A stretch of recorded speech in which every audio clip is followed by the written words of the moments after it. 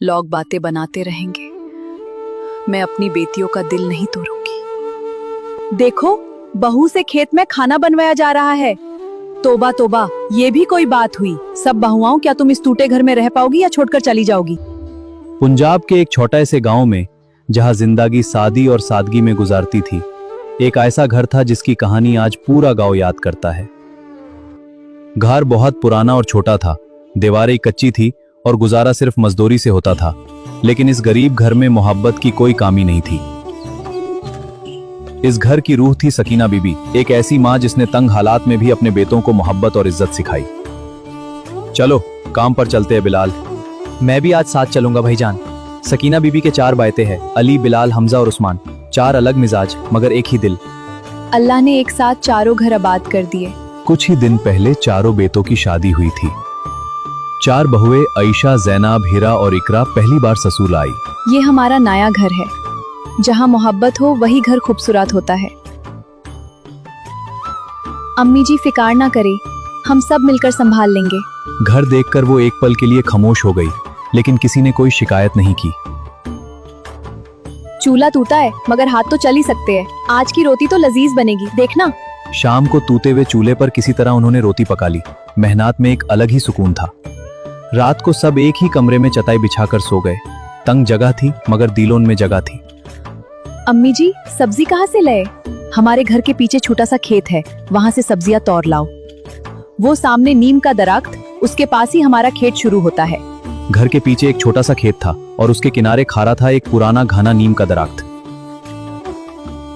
यहाँ की हवा कितनी ठंडी है और ये नीम का साया, सुभान अल्लाह। चारों बहुएं खेत में गई। नीम के दरख्त की घनी छांव और ठंडी हवा ने उन्हें सुकून दे दिया। यहाँ तो गर्मी का नाम ही नहीं। उस दरख्त के नीचे गर्मी का कोई असर नहीं था। यही ठंडक एक नए सोच लेकर आई। क्यों ना हम इसी दरख्त के नीचे चूल्हा बना ले, यहाँ गर्मी भी नहीं लगती।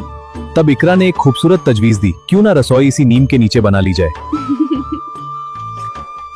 अम्मी जी, क्या हम नीम के नीचे रसोई बना सकते हैं? अगर तुम सब खुश हो तो मुझे कोई एतराज नहीं। घर आकर उन्होंने सकीना बीबी से इजाजत मांगी। वो मुस्कुराकर मान गई। एंटे यहाँ रखो, मिट्टी में ले आई हूँ। अगले दिन चारों ने मिट्टी, लकड़ियां और पुरानी ईंटें जमा की। अब काम शुरू होने वाला था।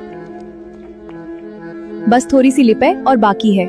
माशाल्लाह, चूल्हा तैयार। नीम के नीचे उन्होंने एक नया चूल्हा बना दिया। यहाँ काम करने में मजा आता है, हवा भी साथ आ रही है। अब रोज वही खाना पकता, हवा चलती रहती और काम भी आराम से हो जाता।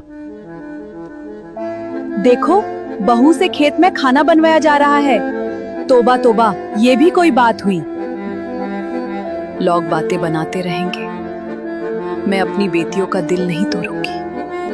हम इस रसोई को इतना खूबसूरत बनाएंगे कि ताने देने वाले देखते रह जाएं। बिल्कुल। यहाँ एक बाइल और बनाओ। उन्होंने मिट्टी की दीवारें खारी की, लकड़ियों की छत बनाई और दीवारों पर फूलों और बाइलों के नाक्श बना दिए। अल्लाह ने मुझे बहुएं नहीं, बेटियां दी है। जब सकीना बीबी ने तैयार रसोई देखी तो उसकी आंखें भर आई। रहने के लिए घर बहुत छोटा था।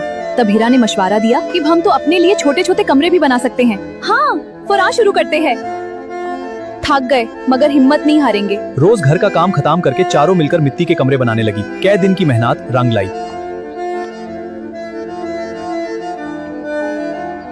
ये सब तुम लोगों ने किया, यकीन नहीं आता। शाम को शौहर काम से लौटे तो रसोई और नए कमरे देखकर हैरान रह गए। क्यों ना पूरे खेत में सब्जियां उगाकर अपनी आमदनी भी बढ़ा ले। बेहतरीन सोच, आज से शुरू। उस दिन के बाद पूरा घराना मिलकर मेहनत करने लगा। इतनी ताजा सब्जी मुझे भी दो।